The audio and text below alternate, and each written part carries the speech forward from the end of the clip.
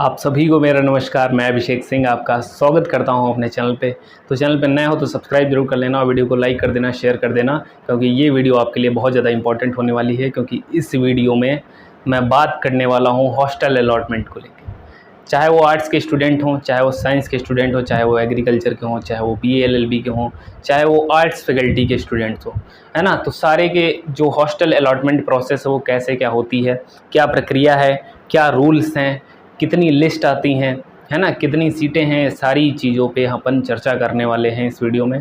तो चलिए शुरू करते हैं बिना किसी देरी के। वीडियो को एंड तक देखिएगा। अगर आप हॉस्टल लेना चाहते हैं या हॉस्टल की आपकी मेरिट बन रही है, आपके मार्क्स अच्छे हैं, आपका डिस्टेंस अच्छा खासा है, तो आपको ये वीडियो पूरी देखनी चाहिए, क्योंकि आपसे कोई गलती ना हो जाए। तो चलिए शुरू करते हैं बिना किसी देरी के।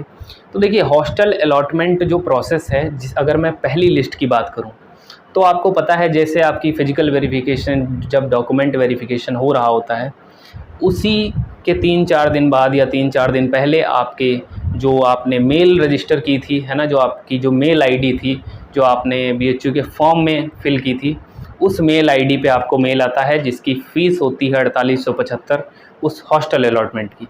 पहली लिस्ट 3-4 दिन, 1 हफ़्ते के अराउंड आपको देखने को मिल जाती है। लेकिन वहीं अगर मैं बात करूँ सेकेंड लिस्ट, थर्ड लिस्ट, तो भैया उनका इंतज़ार आप मत करिएगा। आप अगर करिएगा तो यहाँ BHU आके करिएगा, आप अपना रूम लेकर तब तक आराम से रहते रहिए।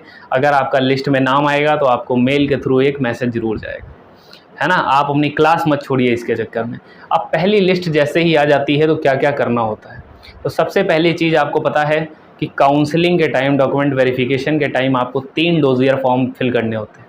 वो डोजियर बेसिकली इसीलिए होते हैं कि आप कहाँ के रहने वाले हैं, ये सारी इन्फॉर्मेशन आपसे लिखवाई जाती है। आपके पेरेंट्स की अनुमति है या नहीं, वो हॉस्टल में आपको रखना चाहते हैं या नहीं चाहते हैं, उन सारी चीज़ आपकी उस पर बताई जाती हैं। तो आप प्रथम काम क्या है, आपका डोजियर फॉर्म फिल करना। डोजियर फॉर्म मैं आपको टेलीग्राम और व्हाट्सएप ग्रुप पे दे दूंगा, तो उसको फॉलो करना बिल्कुल मत भूलना। व्हाट्सएप ग्रुप बना हुआ है जिसमें बहुत सारे स्टूडेंट एक दूसरे की हेल्प करते हैं। टेलीग्राम पे भी यही चीज़ मैंने कर रखी है, एक दूसरे की हेल्प करने के लिए। क्योंकि जब BHU में स्टूडेंट आते हैं तो उनको फ़ोटोकॉपी शॉप, कहाँ पे काउंसलिंग हो रही है, कहाँ पे कैसे चीज़ें करनी हैं, तो इधर उधर होने में बच्चे एक दूसरे की हेल्प करते हैं। तो मुझे पर्सनली ऐसा लगता है, क्योंकि मैं हरदम एक्टिव नहीं रह पाता हूँ, तो एक दूसरे स्टूडेंट एक दूसरे का रिप्लाई करते हैं, जो कि मुझे बहुत अच्छा लगता है ना। ऐसे ही एक दूसरे की हेल्प करनी चाहिए। दूसरी लिस्ट की अगर मैं बात करूँ तो दोस्तों 1 महीने से 2 महीने भी लग जाते हैं, और तीसरी लिस्ट तो ऑप्शनल रहती है। दूसरी लिस्ट में अगर सीटें खाली रह जाती हैं तो हम थर्ड लिस्ट की तरफ जाते हैं। लेकिन कई बार ऐसा भी देखा गया है कि दूसरी लिस्ट में ही सारी सीटें फिल हो जाती हैं, है ना। हॉस्टल की फ़ीस जो 4875 है, उसकी अगर मैं बात करूं तो आपको पता है कि वो 1 सेमेस्टर की फ़ीस है। 1 सेमेस्टर की फ़ीस आपकी 4875 पेमेंट करवाया जाता है, जिसमें आपकी जो 2000 फ़ीस है वो आपकी वापस हो जाती है जी, है ना। वो उसे कॉशन मनी बोलते हैं। वो आपसे एक तरीके की सिक्योरिटी मनी होती है, सिक्योरिटी मनी आपसे करवाया जाता है। लेकिन जो फ़ीस है एक्चुअल में 1 सेमेस्टर की, वो 2875 है ना। बहुत लोगों को ये नहीं पता है, बहुत लोगों को लगता है कि 4875 भैया 1 साल की है। नहीं, 2875 है पर सेमेस्टर फ़ीस। पहले ईयर जब आपको हॉस्टल अलॉट होता है तो 4875 इसलिए लिया जाता है, वो कॉशन मनी 2000 होता है। जबकि जब आप 3rd ईयर या 4th ईयर में, जब भी आप अपनी BSc BA अपना पास आउट करते हैं, तो आपको 2000 आपके ऑनलाइन वापस हो जाते हैं। उसमें कोई दिक्कत वाली बात उसमें नहीं है। अब भैया बात करते हैं मेस का। बताइए ज़रा, हॉस्टल की मेस कैसी है, क्या हम हॉस्टल में खाना खा सकते हैं, या मैं एक बाहर रहने वाला स्टूडेंट हूँ, या जब तक मैं बाहर रहूँगा तब तक क्या मैं मेस में खाना खा सकता हूँ। तो चलिए मेस की बात कर लेते हैं एकदम डिटेल में। तो देखिए, हॉस्टल में अलग अलग हॉस्टल में अलग अलग मेस है ना। आर्ट्स फैकल्टी में एक मेस चलती है ना। और ब्रोचा हॉस्टल में लगभग आपकी 4 मेस चलती हैं। एक कैंटीन है जो बहुत अच्छा है ना। और दालमिया हॉस्टल है। हर जगह ही आपको क्या है, रामा कृष्णा हॉस्टल है फर्स्ट ईयर वालों के लिए, है ना। तो हर जगह आपको, बिरला है आपका आर्ट्स के लिए, हर जगह आपकी जो मेस है वहाँ पर कोई भी खाना खा सकता है ना। कोई भी खाना खा सकता है, और मात्र 55 रुपये में आपको पूरी थाली मिल जाती है, जिसमें आप की रोटी सब्जी और मतलब जितना जो खाने में आइटम होता है ना। और कोई प्रतिबंध नहीं है आप कितना खाएंगे। आप 4 रोटी खाइए, 5 रोटी खाइए, 6 रोटी खाइए।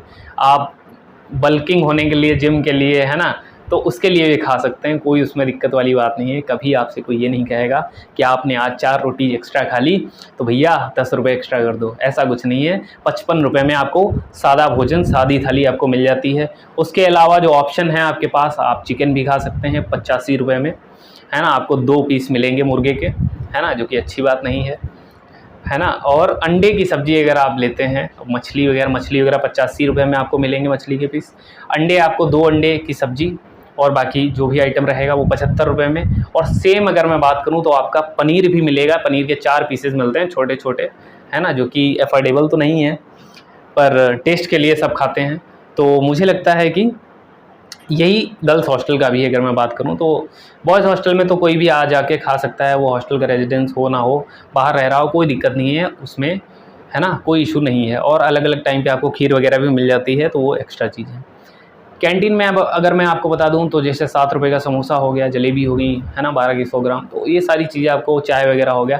कैंटीन बहुत अफोर्डेबल है ना, बहुत महंगा नहीं है। तो आप ब्रोचा का बेस्ट कैंटीन है ना। एडवर्टाइज़ नहीं कर रहा हूँ, अब तारीफ़ कर रहा हूँ, क्योंकि जिस हॉस्टल में मैं रहता हूँ तो मुझे लगता है कि वहाँ पर अच्छी चीज़ें हैं, अच्छी मेस है, सब कुछ अच्छा है। तो जो भी बाहर से मेरे फर्स्ट ईयर के स्टूडेंट्स आ रहे हैं उनको सजेस्ट करना चाहूँगा कि अगर आपको एक अच्छा क्वालिटी फूड चाहिए तो आप ब्रोचा मेस में खा सकते हैं, ठीक है। और अगर मैं बात करूँ आपका, जैसे जिनको हॉस्टल नहीं अलॉट हुआ वो रूम ले सकते हैं छित्तूपुर एरिया में, बिल्कुल अफोर्डेबल प्राइस में आपको रूम मिल जाते हैं। वहाँ पर कॉस्टली नहीं है, तो आप आराम से रह सकते हैं 2500 में 2 लोग। रूम के लिए अगर कांटेक्ट करना है तो अगेन मैं कहूँगा WhatsApp group, Telegram group join कर लो, मैसेज करो, है ना। रूम के ओनर का नंबर दे दूँगा, आराम से उनसे बात करिए, रूम वगैरह ले लीजिए, है ना। क्योंकि क्लासेस मिस मत करना, 4 तारीख से बोले हैं क्लासेस स्टार्ट हो जाएंगी, लेकिन 4 से नहीं होंगी, 1 हफ्ता और एक्सटेंड हो जाएगा। 1 हफ्ता पूरा एक्सटेंड नहीं होगा, ऐसा नहीं होगा क्लास नहीं चल रही, होंगी 1-2 होंगी, मेजर माइनर की होती रहेंगी। बाकी जब सब्जेक्ट अलॉट हो जाएंगे उनकी भी क्लासेस स्टार्ट हो जाएंगी। देखिए भैया बहुत ज़्यादा लोड रहता है, इस वीडियो को बनाने में बहुत ताकत लगती है ना। तो आप लोग थोड़ा सब्सक्राइब वगैरह कर दीजिएगा, और भले 2x में देखिए पर पूरी वीडियो देखा करिए ना कहीं कुछ इन्फॉर्मेशन हर वीडियो में मेरी रहती है ना। तो आई होप हॉस्टल अलॉटमेंट से रिलेटेड आपके जितने डाउट होंगे वो सारे क्लियर होंगे। आपको एक पासबुक मिल जाएगी, आपको पता है कि BHU आपको हेल्थ की सुविधा फ्री में देता है, हेल्थ सेंटर है, जिम की सुविधा फ्री में देता है ना, और आपकी लाइब्रेरी की सुविधा आपको फ्री में मिलती है। तो कहीं ना कहीं BHU आपको बहुत कुछ फ्री में दे रहा है ना। और हॉस्टल भी बहुत ज़्यादा सस्ते हैं, है ना।